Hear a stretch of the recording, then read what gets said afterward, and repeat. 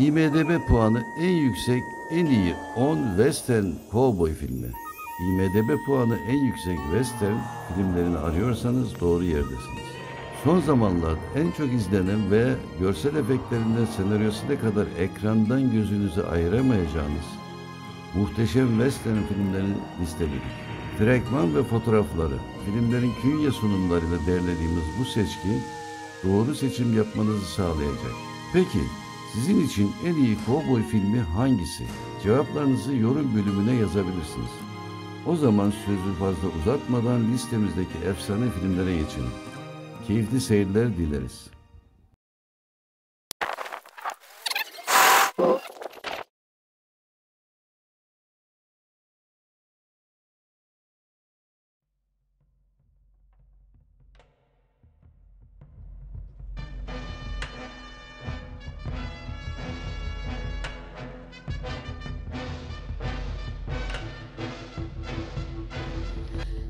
En iyi 10 Western Cowboy filmlerinde 10. sırada Kahraman Şerif var. IMDb puanı 7.9. Yapım yılı 1952. Kahraman Şerif, 1952 yapımı klasik bir Amerikan Western filmidir.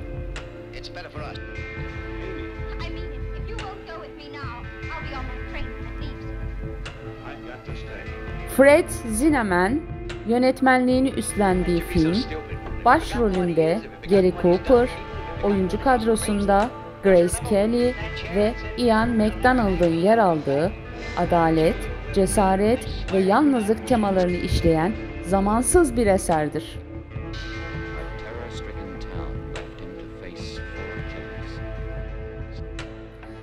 The Teen Star öyküsünden uyarlanan Kahraman Şerif, ölüme meydan okuyan Şerif Kane'in hikayesini anlatıyor. Gary Cooper bu rolüyle en iyi erkek oyuncu Oscar'ını kazandı.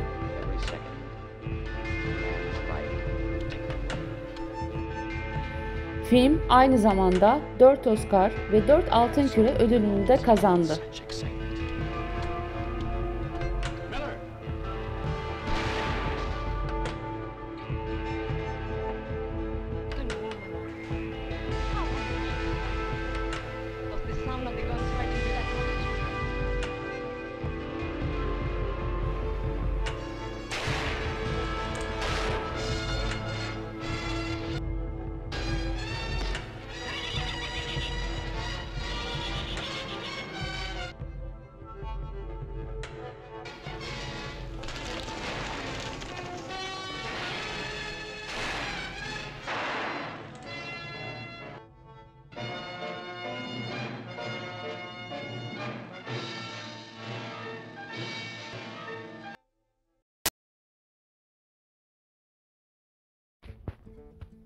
Sinema tarihinin unutulmaz 10 Western Cowboy filmlerinde 9. sırada Sonsuz Ölüm var.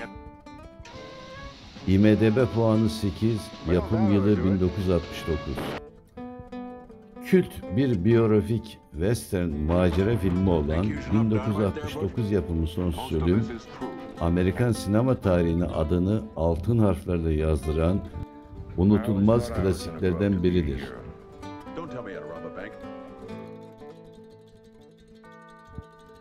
Suç ve dram temalarının başarılı bir şekilde işlendiği filmde başrolleri Paul Newman ve Robert Redford paylaşıyor.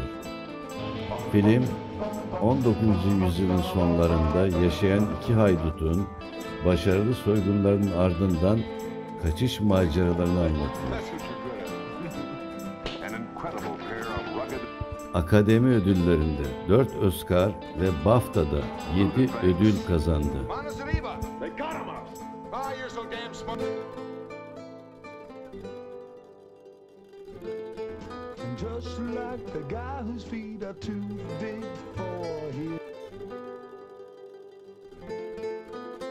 Stealing your woman?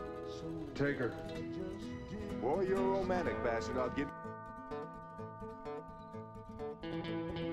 And Mr. E.H. Harriman of the Union Pacific put the top law. York.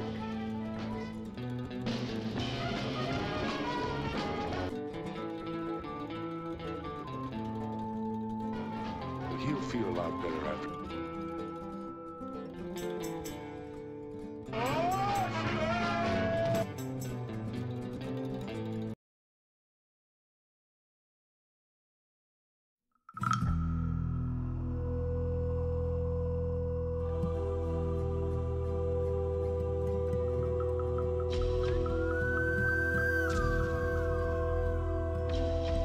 Sinemanın en etkileyici 10 western cowboy filmlerinde 8. sırada Kurtlarla Dans var. Just hear that you've been decorated and they sent you here to... IMDb puanı 8, yapım yılı Actually, 1990. sir, I'm here at my own request. Why? I've always wanted to see the frontier. The frontier? Yes, sir.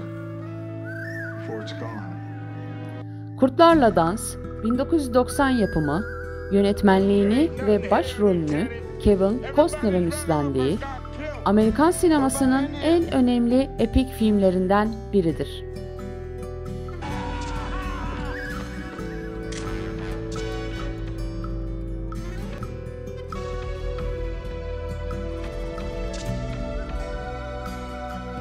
Amerikan İç Savaş döneminde geçen film, bir askerin yerlilerle kurduğu güçlü bağı konu alan etkileyici bir başyapıttır. Film, 7 Oscar ve 3 Altın Küre ödülü kazanmıştır.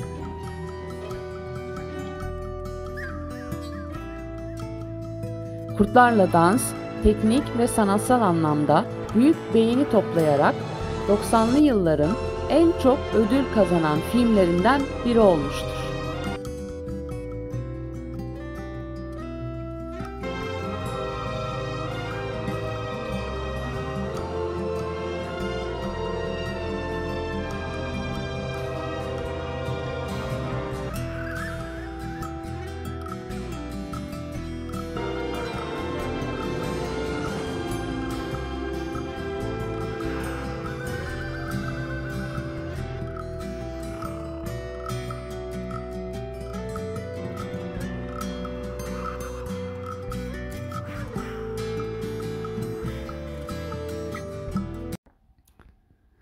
Sinema dünyasının efsane 10 western cowboy filmlerinde 7. sırada Diriliş var.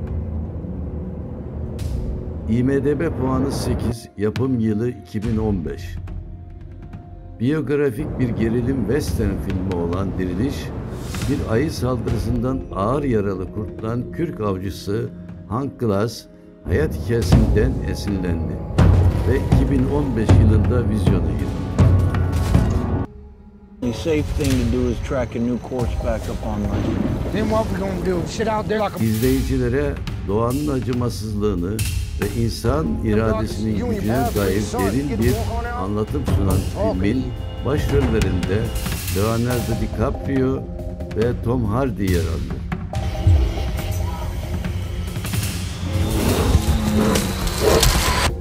Film eleştirmenlerden büyük övgü aldı.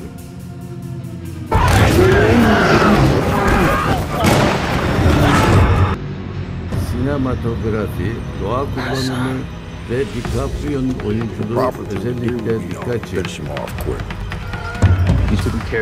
Film 3 Oscar, 6 BAFTA ve 3 Altın Küre ödülünü kazandı.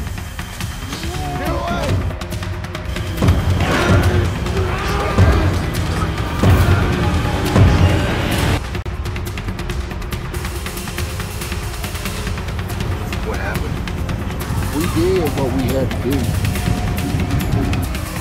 He was very frightened.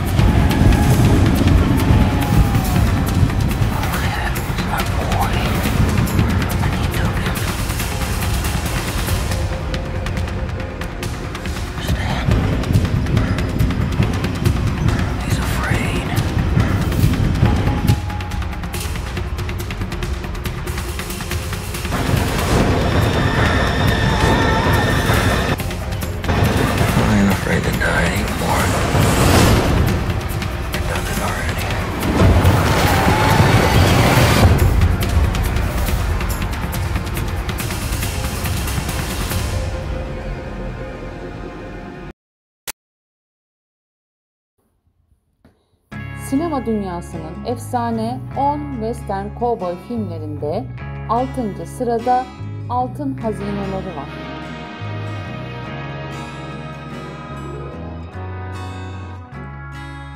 IMDb puanı 8.2 olan filmin yapım yılı 1948'dir. Their futures hidden in the mystery of adventure. Men drawn together in their search for gold. Don, soldier of fortune. John Huston'un 1948 yapımı Altın Hazineleri sadece bir macera filmi değil, İnsan doğasının karanlık yönlerini gözler önüne seren derinlikli bir başyapıttır. But men with greed in their hearts, ready to break their backs, to sell their very souls for gold, fighting shoulder to shoulder against the forces of nature, only to find their greatest enemy is... You think the old man's nuts? You're so dumb you don't even see the riches you're treading on with your own feet.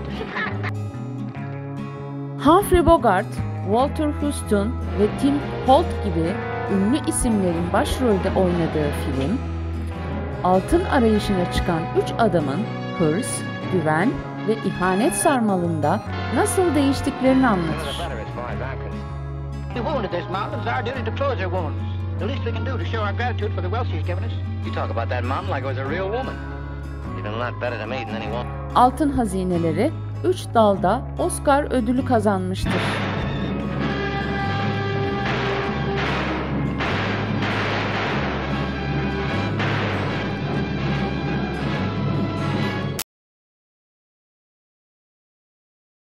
Sinema tarihinin unutulmaz 10 western cowboy filmlerinde 5. sırada Birkaç Dolar için var. IMDb puanı 8.2. Yapım yılı 1965. Sergio Leone'nin yönetmenliğini yaptığı 1965 yapımı Birkaç Dolar için western sinemasının en ikonik yapıtlarından biridir. Well, it's such a reward offered unto you gentlemen that I thought I might just tag the next robbery. Might just turn you into the law.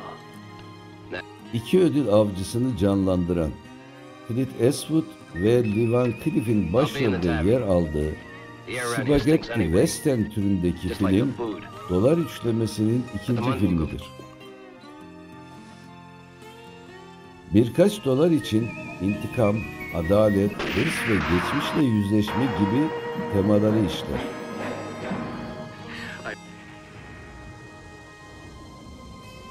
Leave hero. That's so you can tell everybody you've seen what takes place here.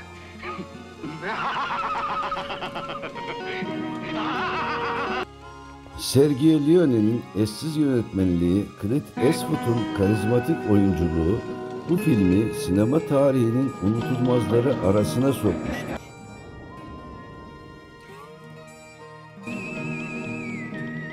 Didn't hear what the bet was. Your life.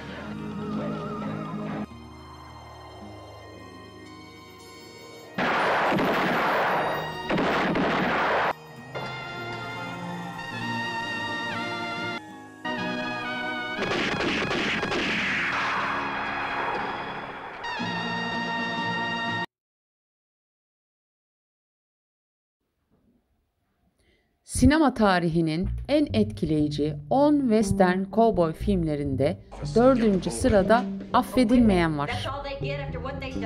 IMDb puanı 8.2. Yapım yılı 1992. In a time when lawmen were killers. Affedilmeyen, Clint Eastwood'un yönetmenliğini üstlendiği ve başrolünü oynadığı 1992 Amerikan yapımı bir başyapıttır.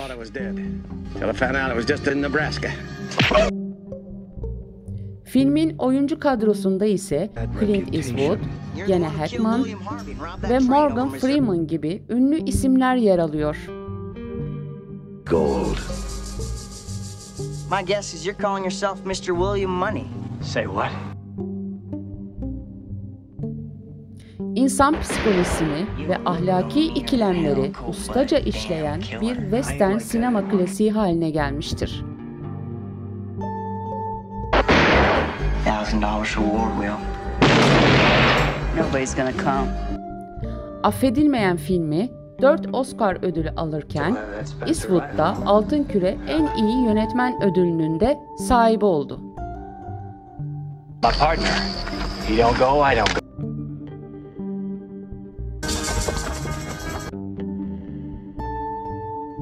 Just because we're going on this killing, that don't mean I'm gonna go back to being the way I was. Are you really gonna kill them cowboys? I do not like assassins. Or men of low character. We ain't bad men no more. We're farmers.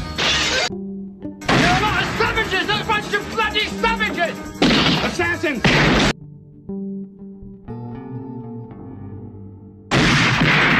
Well, I guess they have it coming. We all have it coming, Captain. Some legends will never be forgotten. Some wrongs can never be forgiven. The man don't want to get killed. They're clear on out the back. Unforgiven.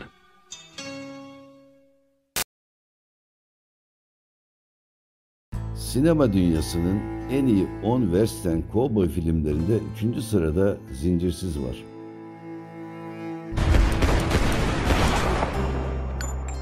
IMDb puanı 8,5, yapım yılı 2012.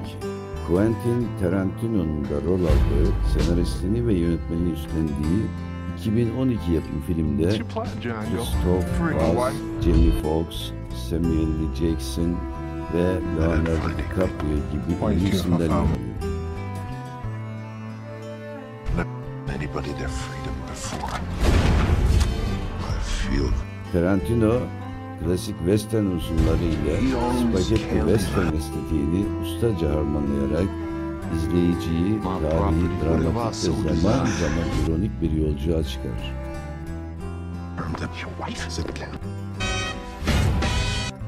Zincirsiz filmi, kölelik dönemindeki Amerikan toplumunun adaletsizliklerine dikkat çekerken, aşırı şiddet içeren sahneleriyle de tartışma yaratmıştır.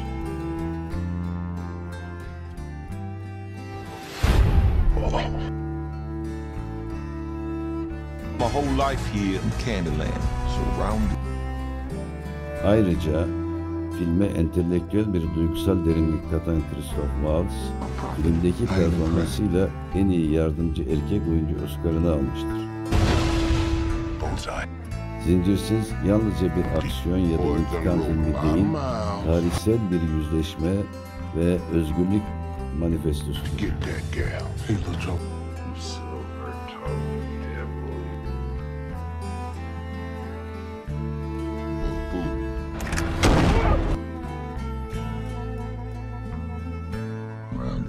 I'm just a little more used to America's. It's time to rescue your wife. That's what I'm doing.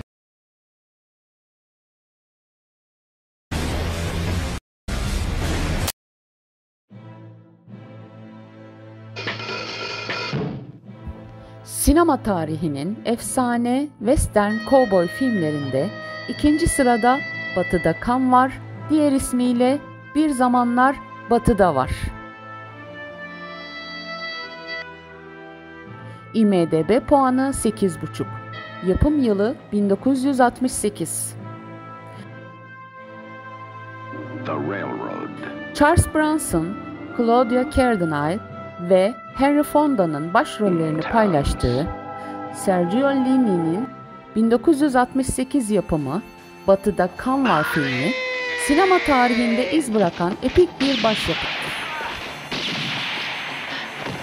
İtalyan spagetti western türünün klasik unsurları, filmin unutulmaz karakterleri ve etkileyici müzikleriyle harmanlanmıştır. The Gunman.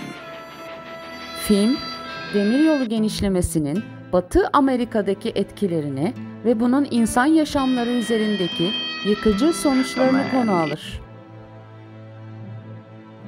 Hikaye, ailesi katledilen bir kadının hayatta kalma mücadelesi, geçmişi karanlık bir adamın intikam yolculuğu ve acımasız bir kiralık katilin çatışması etrafında gelişir. Filmde diyalogların azlığı ve görselliğin ön planda oluşu dikkat çeker.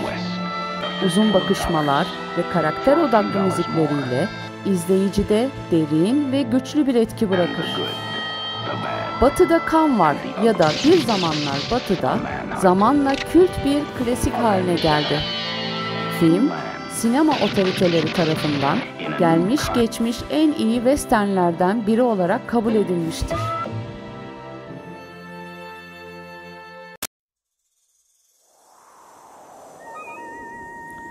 İyi, kötü, çirkin.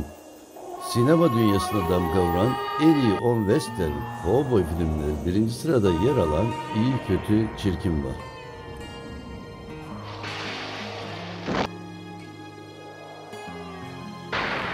IMDb puanı 8.8, yapım yılı 1966. Sergio Leone'nin 1966 yapımı İyi, Kötü, Çirkin filmi sadece bir western değil, sinema tarihine yön veren derinlikli bir başyapıttır. İtalyan spagetti western filmin en önemli örneklerinden biri olan yapım, hem görselliği hem de tematik derinliğiyle klasik sinema sınırlarını aşarak evrensel bir anlatıya dönüşmüştür.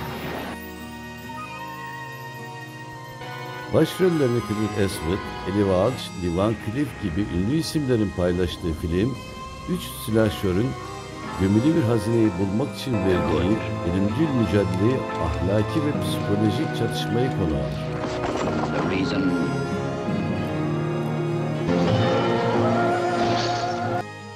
Film müziği zaman zaman diyalogların önüne geçerek karakterlerin kimliğini doğrudan etkiler. Finaldeki meşhur üçlü düello sahnesi sinema tarihinin en ikonik sahnelerinden biridir.